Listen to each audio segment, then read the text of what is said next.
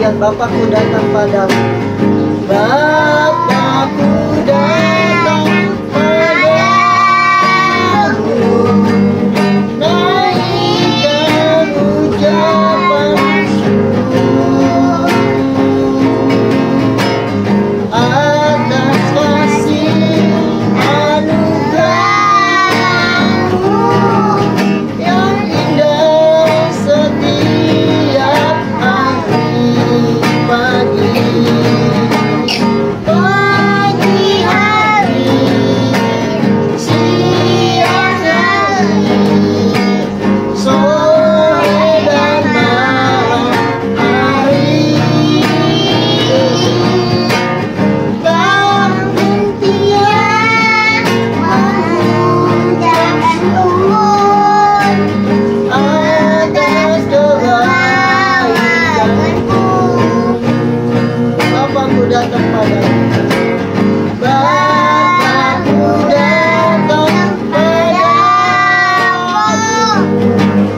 naikkan ucapan syukur atas kasih anugerah-Mu yang indah setiap hari. Pagi hari,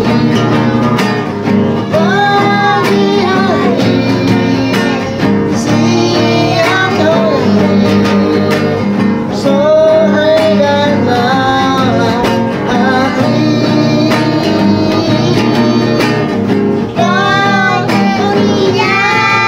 tak hentian mengucap syukur atas kebaikan-Mu.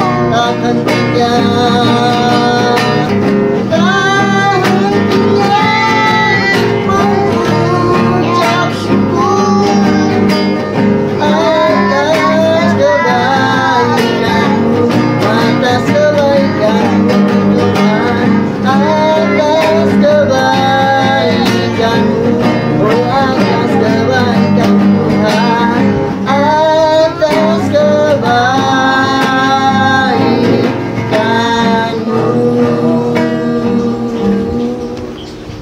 Bapa kami yang di surga, pada malam hari ini kami berterima kasih Tuhan pimpin kami dalam ibadah hari pertama pencurahan Roh Kudus. Kiranya Tuhan pimpin dari awal hingga akhirnya. Terima kasih Tuhan Yesus. Haleluya. Amin. Selamat malam Ibu Bapak yang dikasihi oleh Tuhan. Kita kembali berjumpa kembali dalam pembacaan firman Tuhan. Kita akan membaca Alkitab kita dalam kitab Kisah Para Rasul pasal yang pertama, ayat yang ke-6, 7, dan ke-8. Oke, kita akan membacanya. Maka bertanyalah mereka yang berkumpul di situ, Tuhan, maukah Engkau pada masa ini memulihkan kerajaan bagi Israel? Jawabnya, Engkau tidak perlu mengetahui masa dan waktu yang ditetapkan Bapa sendiri menurut kuasanya. Tetapi kamu akan menerima kuasa kalau Roh Kudus turun ke atas kamu, dan kamu akan menjadi saksiku di Yerusalem dan di seluruh Yudea dan Samaria dan sampai ke ujung bumi. Bu Bapak yang dikasihi oleh Tuhan, renungan pada malam hari ini saya berikan judul Peranan Roh Kudus bagi orang yang percaya. Peranan Roh Kudus bagi orang yang percaya.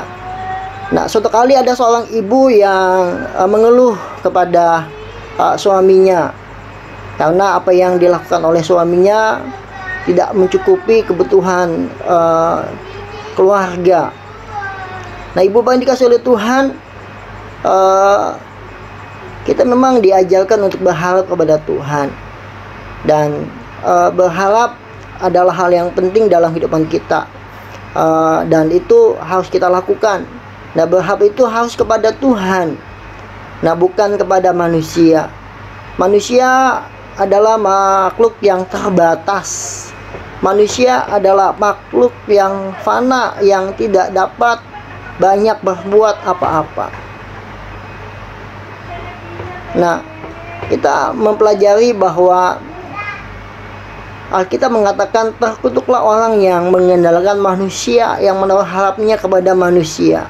Tetapi diberkatilah orang yang mengandalkan Tuhan, yang menaruh harapnya kepada Tuhan.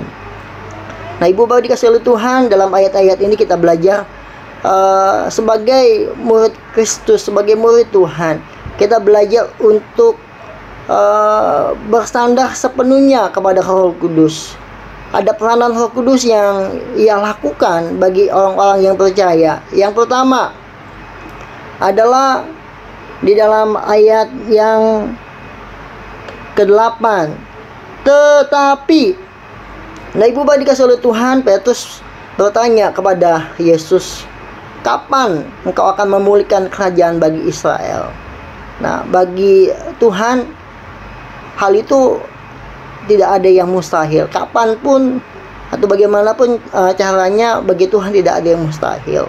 Tetapi Yesus mengatakan, tetapi kamu akan menerima kuasa. Tetapi pemulihan terjadi seturut dengan kehendak dan rencananya Tuhan. Pemulihan terjadi seturut dengan kehadiran Roh Kudus dalam kehidupan kita. Pemulihan terjadi, penggenapan janji Tuhan terjadi dalam kehidupan kita, diiringi dengan pemenuhan Roh Kudus dalam kehidupan kita, campur tangan Roh Kudus dalam kehidupan kita. Pemulihan bisa terjadi dalam kehidupan kita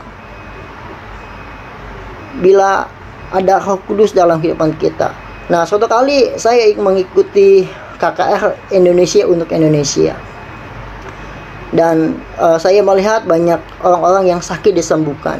Dan saya pernah bertanya kepada panitia bahwasanya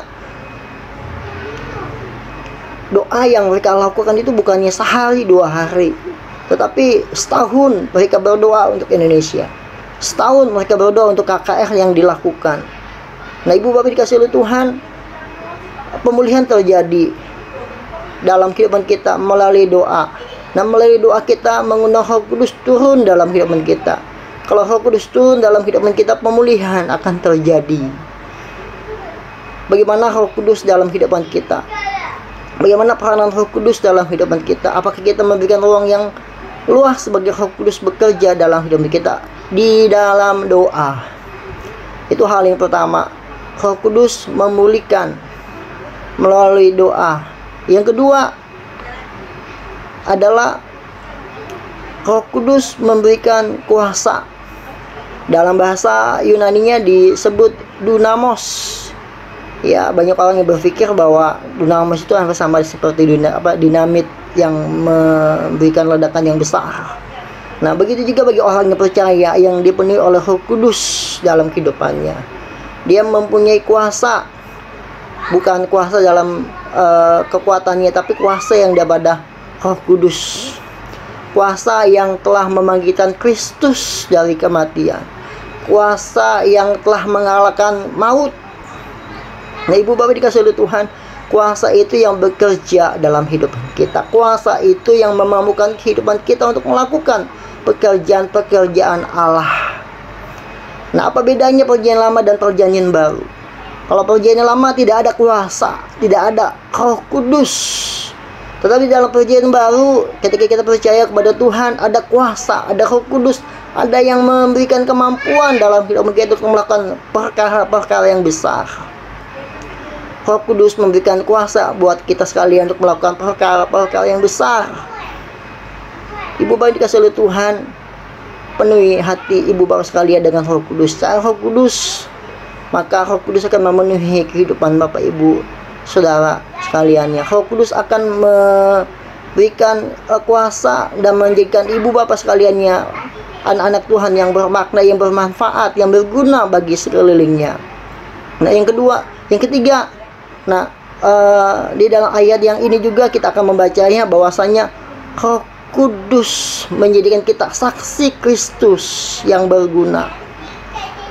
Ya, Petrus seorang yang penakut, tapi setelah Roh Kudus penuh dalam kehidupannya, penakutnya hilang, berganti dengan keberanian. Dia menjadi seorang saksi yang militan bagi Kristus.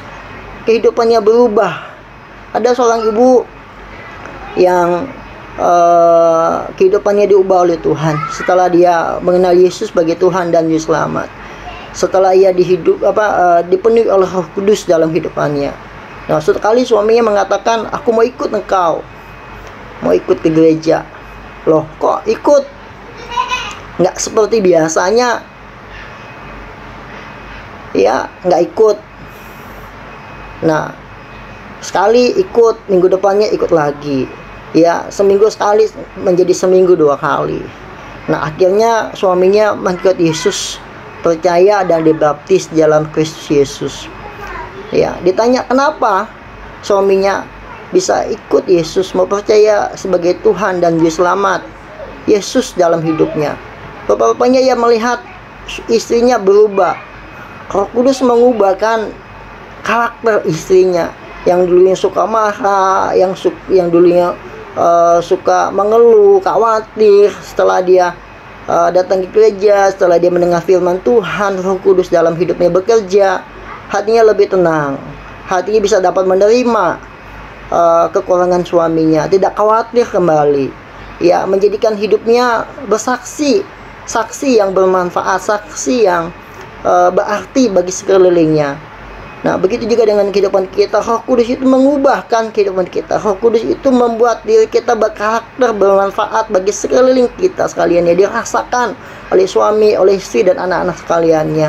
Nah, ibu bapak dikasih oleh Tuhan, kiranya peranan Roh Kudus ini tidak menjauh dalam kehidupan kita. Peranan Roh Kudus ini melekat dalam kehidupan kita, dan kita bukan hanya melekat, tapi kita bersandar penuh kepada Roh Kudus, karena Roh Kudus itulah yang memberikan hidup buat kita sekaliannya. Roh itu yang memberikan hidup, Roh itu yang memberikan kebangkitan, Roh itu yang memberikan kuasa untuk menjadi anak-anak Allah. Bapak yang dikasih oleh Tuhan, kiranya renungan pada malam hari ini memberikan kepada kita sekaliannya ketenangan lebih lagi mengandalkan Roh Kudus dalam hidup kita. Terpujilah nama Tuhan. Kita akan berdoa. Bapa, dalam nama Yesus kami berdoa buat firman Tuhan, kiranya Roh Kudus berperan penting dan penuh dan utama dalam kehidupan kami. Roh Kudus, ya Tuhan, memenuhi kehidupan kami, dan kami menjadi saksi-saksi Tuhan yang sungguh luar biasa, yang melakukan pekerjaan-pekerjaan Allah, yang melakukan aktivitas-aktivitas ilahi dalam kehidupan kami. Kami menjadi saksi Kristus bagi sekeliling kami. Terima kasih Bapa. Di dalam nama Yesus Tuhan kami berdoa. Haleluya. Amin.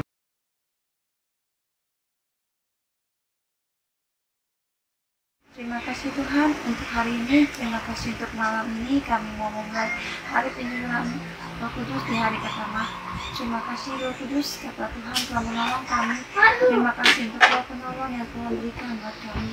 Dengan Roh Penolong kami percaya kami mampu menghadapi setiap persoalan pergumulan yang tengah kami hadapi saat ini. Dengan Roh Penolong Roh Kudus yang Tuhan berikan, ada penghiburan, ada kekuatan yang bisa kami lalui, yang kami terima ketika jalan yang Tuhan berikan, ketika masalah yang Tuhan ada berikan untuk kami. Tuhan memampukan kami untuk tetap berkata Tuhan Yesus baik. Terima kasih Tuhan Yesus, kami mau tetap berkata dan kami tetap mengucap syukur untuk kondisi dan situasi apapun yang kami hadapi dalam setiap kehidupan kami. Terima kasih Tuhan Yesus, berdoa nama Tuhan Yesus, kami telah berdoa dan mengucap syukur. Amin.